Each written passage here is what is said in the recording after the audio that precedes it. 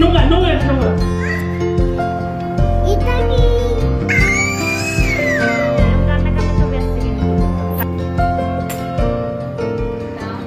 নমস্কার, আমি অর্থি। অল্প করে গল্প নতুন একটি ব্লগে তোমাদের স্বাগত। আশা করি তোমরা খুব ভালো আছো। আজ শুক্রবার, শাশুড়ি মা আজ হসপিটাল থেকে আসবে। এখন বাজে রাত 10:45। হসপিটাল থেকে ছাড়তে ছাড়তে শাশুড়ি মাকে অনেকটাই লেট করে দিয়েছে। বাবা এদিকে আসো। ওম যায় না বাবা। 5 দিন পর বাড়িতে এসে তো ভালোই লাগবে, তারপর যখন নাতিকে দেখতে পেয়েছে তখন হাসিও ফুটে গিয়েছে শাশুড়ি মায়ের মুখে। না না না বাবা, হাত টেনো না, টেনো না। ওম ওম টানে না বাবা, ঠান্ডা লাগবে। ওম তো বাচ্চা, কখন হাঁটুতে লাগিয়ে দিবে কোনো ঠিক নেই, সেই জন্য ওকে কোলেই তুলে নিলাম। এখন শাশুড়ি মা ঘরে প্রবেশ করছে। অন্যদিকে ওম বাবু শাশুড়ি মার লাঠি নেবে, সেই জন্য তার কান্না শুরু। এই যে এক্ষুনি দিয়ে দিবে, এক্ষুনি দিয়ে দিবে, কাঁদে না।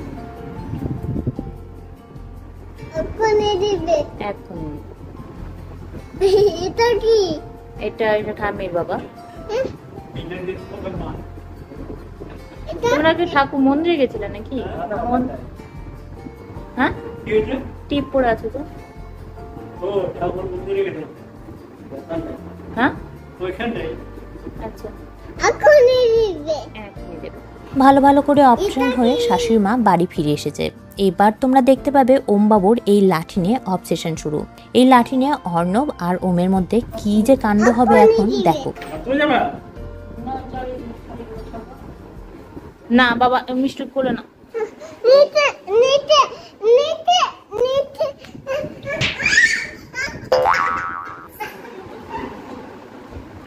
ও মুন্নি করে না বাবা, ওটা ধুয়ে টুয়ে তারপর দিচ্ছে, ওটা ধুয়ে তারপর দিচ্ছে।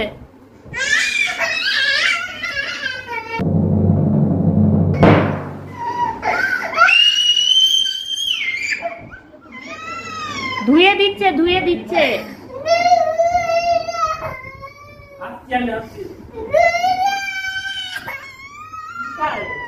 আজ ওম লাঠি নেওয়ার জন্য একটু বেশি জেদ করছে। আসলে লাঠিটা তো কোনোদিনও দেখেনি, সেই জন্যই হয়তো।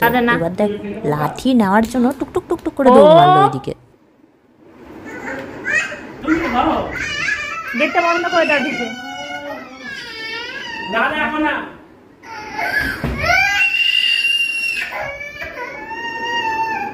আসো আমার কাছে, আসো।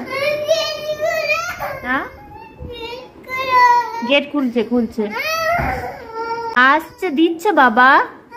ওটা ধুয়ে দিয়ে দিবে, ওটা হসপিটাল থেকে এসেছে না, ওটা হসপিটাল থেকে নিয়ে এসেছে। হসপিটাল নোংরা না, হসপিটাল নোংরা জায়গা। খুলছে, এসে এসে ধুয়ে তোমাকে দিচ্ছে।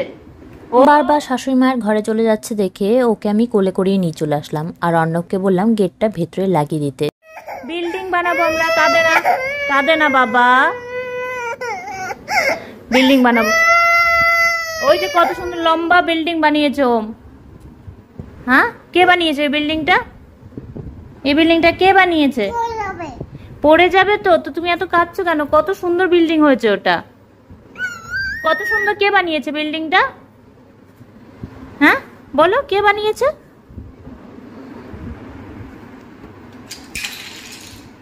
কেন ফেললে বাবা? কত সুন্দর ছিল বিল্ডিংটা, সব পড়ে গেল। বিল্ডিং এর নাম শুনে খানিকক্ষণের জন্য লাঠিটা ভুলেছে, যদিও বিল্ডিংটা ওমি বানিয়েছিল শাশুড়ি মারা আসার আগে। এখন যত তাড়াতাড়ি সম্ভব ওই লাঠিটা ধুয়ে ওমকে দিলেই ভালো। হ্যাঁ, very good, very good, very good, very good. শাশুড়িমা অন্যদিকে ফ্রেশ হতে গিয়েছে, শ্বশুর মশাইয়ের অর্ণব তাকে হেল্প করছে। আমি অন্যদিকে ওমের সাথে খেলছি যাতে সে আবার না কান্না শুরু করে দেয়, কিন্তু যেমনি ভাবা তেমনি কাজও সারা। স্নান করে আসছে বাবা, বা ঘরে বাথরুমে যাবে না, এখন না, এখন তুমি বসো। দাঁড়া, ধুয়ে দিক, ধুয়ে দিক বাবা। এই যেটা ধুয়ে দিক, ওটা মুছতে দাও আগে। দাঁড়াও, এটা ধুয়েছো তো? ধুয়েছো? আমি তো বলছি যাবে না। দাঁড়াও, না দাঁড়াও, এটা কি দাঁড়াও, ওটা দিবে, ওটা ওটা ধরে ধরে হাঁটে। যারা হসপিটাল থেকে আসে তারা ওটা ধরে ধরে এই হাঁটে। লাঠির জন্য আমার আর অর্ণবের প্রায় ঝগড়া লেগে গিয়েছিল। ওম লাঠি নিবেই নিবে আর অর্ণব তাকে সেটা টাচ করতেই দিবে না। অবশ্য টাচ না করাই ভালো, কারণ হসপিটাল থেকে আসা কত জার্ম আছে লাঠির মধ্যে কোনো ঠিক নেই। আমিও তাই মনে করি। তবে ওম যখন আমার কথা শুনে লাঠি থেকে অনেকটা দূরেই দাঁড়িয়ে আছে, তখন আমি কেনই বা ওকে কোলে নিতে যাব। হ্যাঁ হ্যাঁ, হুম, এটা কি এটা এটাতে কাউকে না মেরে দেয়, হাঁটু হাঁটু করে। যাদের নিয়ে ব্যথা হয় তারা যখন হসপিটাল থেকে আসে তারা হাঁটু হাঁটু করে এটা দিয়ে।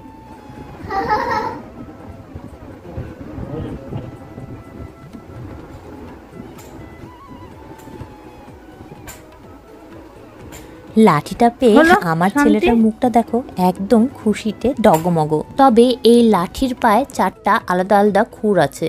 এই খুরগুলো নিয়ে আমার ভয়। হাঁটতে হাঁটতে না তার নিজের পায়ের উপরেই সে চাপা দিয়ে দেয়। ছোট্ট ছোট্ট পা তো ভয়ও লাগে। হুম,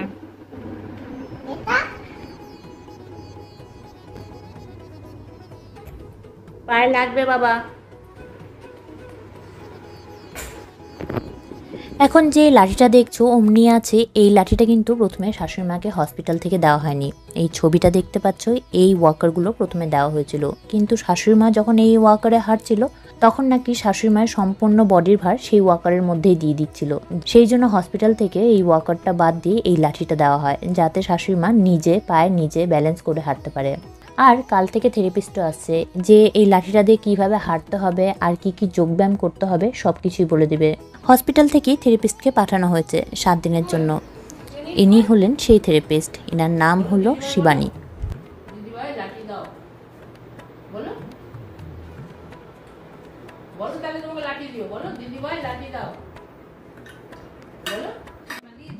হসপিটাল থেকে 7 দিনের জন্যই রাখা হয়েছিল, কিন্তু আমরা থেরাপিস্টকে আরও এক্সট্রা 7 দিনের জন্য রাখলাম, মানে টোটাল 14 দিনের জন্য। আমরা ভাবলাম তাতে হয়তো শাশুড়ি মায়ের আরেকটু বেশি সুবিধা হবে আর শাশুড়ি মায়ের কনফিডেন্সও আরেকটু বাড়বে। We called it as tandem mode. So that is the new one. That is the new one. Apart from the chart, remaining things are same. Remaining are in the bed, all the same as the প্রথম therapist মানে শিবানী ম্যাডামের সাথে ওমবাবুর তেমন একটা বন্ধুত্ব না হলেও ধীরে ধীরে কিন্তু বেশ বন্ধুত্ব হয়ে গিয়েছে এখন। ও হাসতে শুরু করে দিল, দেখো। You should not get bitten by the stick and cry. Mommy.